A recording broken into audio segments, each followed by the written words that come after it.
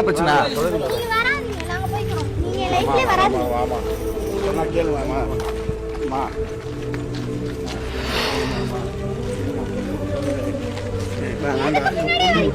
பொண்ணை விட்டு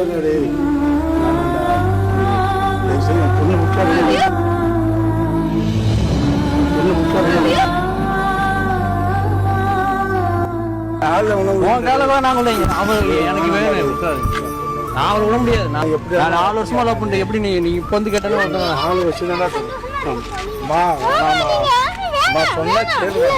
மாரி நான் இது பண்ணி நான் வளர்த்த புள்ளிய வந்து நான் வந்து பலிகடை ஆக்கணுமாடா? என்னது அவர் நல்லா இருக்க போறாரு. நான் பொண்ணுடா அது.